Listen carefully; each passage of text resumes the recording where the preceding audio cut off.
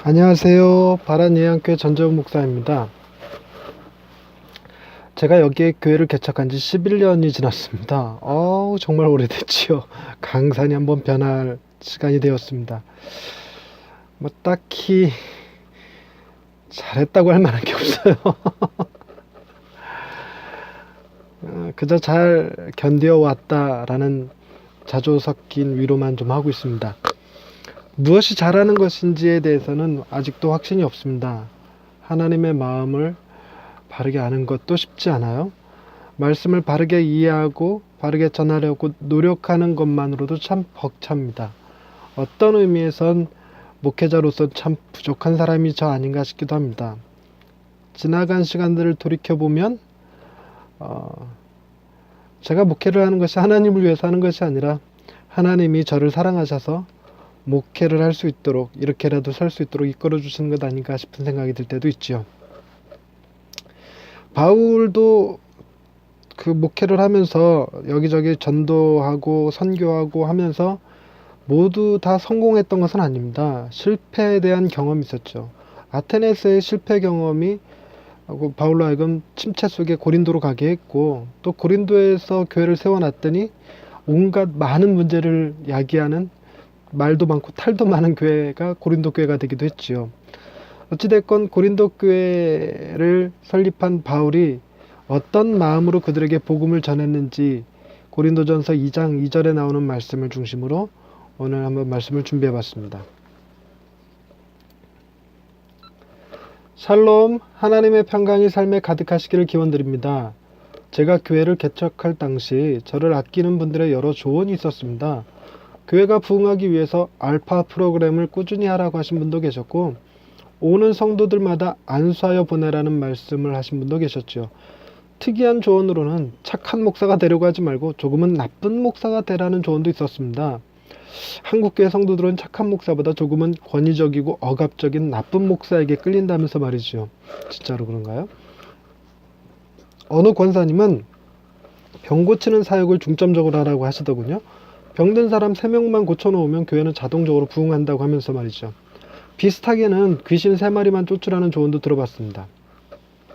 하루에 3시간 이상 기도해야 한다는 말과 최소 반나절은 전도하러 다녀야 한다는 조언도 있었습니다. 무릎이 낙타 무릎이 되도록 기도하고 3개월에 한 번씩 구두 밑창을 갈 정도로 전도하면 반드시 부흥한다는 것입니다. 이와는 대조적으로 부흥하려고 하기보다 내공을 쌓으려고 노력하라는 말도 있었습니다. 개척 3년 만에 탈진하는 목사가 되지 말고 10년이 넘도록 기다려서 내공이 높은 목사가 되라는 것이었습니다. 인간의 노력으로 부흥하려 하지 말고 몇 명이 되었든 하나님이 보내시는 성도들만을 붙들고 그들을 돌보는 목자가 되라고 하시는 분도 계셨죠. 바울은 어땠을까요?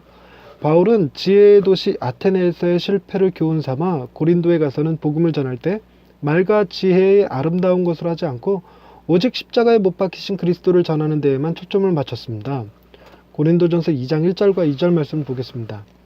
형제들아, 내가 너희에게 나아가 하나님의 증거를 전할 때 말과 지혜의 아름다운 것으로 아니하였나니 내가 너희 중에서 예수 그리스도와 그가 십자가에 못 박히신 것 외에는 아무것도 알지 아니하기로 작정하였습니다. 아멘.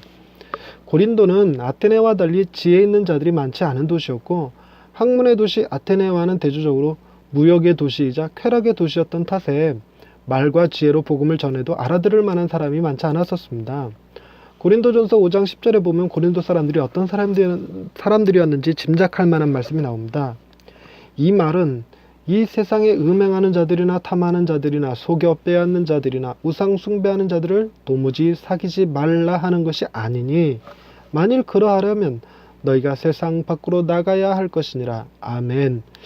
고린도 지역의 사람들이 보통 온통 하나님 앞에 죄인들 뿐이어서 그런 사람들과 교제하지 않으려면 아예 다른 지역으로 이사가야 할 만큼 타락한 도시였습니다. 그런 도시에서 전도하지 않을 거면 몰라도 복음을 전할 생각이었다면 오직 주님의 십자가 외에는 전혀 답이 없는 곳이었지요. 바울은 그곳에서 지내는 동안 십자가에 대한 묵상이 깊어졌고 십자가만이 우리를 구원하는 하나님의 지혜와 능력이 됨을 다시 한번 깨닫게 된 것입니다. 십자가는 우리가 죽어야 할 죄인들임을 웅변적으로 보여주는 상징이자 어떤 큰 죄인이라도 용서받지 못할 자는 없다는 것을 가르쳐주는 하나님의 도구지요. 우리가 보기에 상종할 가치가 없어 보이는 사람일지라도 하나님의 눈에는 아들을 죽여서라도 구원해야 할 당신의 사랑하는 자녀들이었습니다. 바울은 고린도의 교회를 세우고 그들에게 십자가만을 증거했지만 고린도 교회는 가장 많은 문제를 가진 초대교회로 알려져 있습니다. 생각하기에 따라서는 십자가만을 가지고는 한계가 있다고 여길 수 있지만 뒤집어 보면 십자가가 있어서 끝까지 포기하지 않을 수 있다는 의미가 되기도 합니다. 바울이 오직 십자가에 못 박히신 그리스도만을 붙들기로 작정했다는 말은 오직 그들을 향한 하나님의 사랑만을 기억하기로 했다는 말과 같지요. 도덕이나 양심 혹은 종교행위나 율법으로 바라보면 답이 나오지 않는 사람들일지라도 십자가만을 가지고 다가서면 사랑해야 할 이유가 충분한 사람들이라는 말이 됩니다. 주님이 우리에게 다가오실 때는 그 손에 무엇을 들고 오실 것 같은가요? 두루도는 화영검일까요? 아니면 빈손에 못자국 난 손을 내밀어 주실까요? 주님은 우리의 죄를 보시는 분이 아니라 우리를 향한 당신의 사랑을 보시는 분이십니다. 할렐루야. 우리에게 사랑으로 다가오시는 하나님 아버지, 이 땅에서 거룩하고 흠이 없게 살아도 하나님 앞에 담대하게 서기 힘든데 죄 가운데 살면서도 하나님의 은혜 아래 살게 하시니 감사합니다. 내 안에 더러움과 죄악들이 넘쳐나는데도 불구하고 여전히 다른 사람들에게 율법의 잣대를 들이밀고 있는 저희의 어리석음을 용서하여 주옵소서. 하나님의 사랑을 가지고 다른 사람들을 볼 수 있게 하시고 무엇보다 우리를 십자가의 사랑으로 바라보시는 하나님을 믿으며 그 안에서 평강을 누리게 하여 주옵소서. 우리를 아들보다 더 아끼고 사랑하시는 하나님을 찬양하오며 예수님의 이름으로 기도드립니다. 아멘.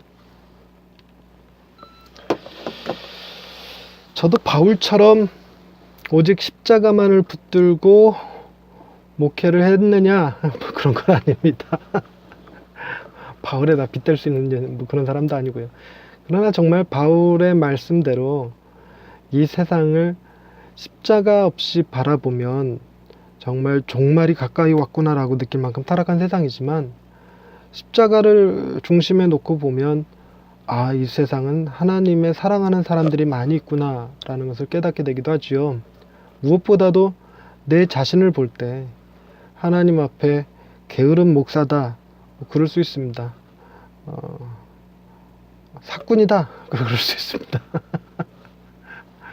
그러나 주님도 역시 저를 바라보실 땐 십자가의 사랑으로 바라보신다는 것이 제게는 큰 위로가 됩니다. 여러분들에게도 마찬가지겠죠. 하나님은 십자가의 사랑을 중심에 두시고 우리를 바라보시고 우리를 돌보시고 계십니다. 감사합니다.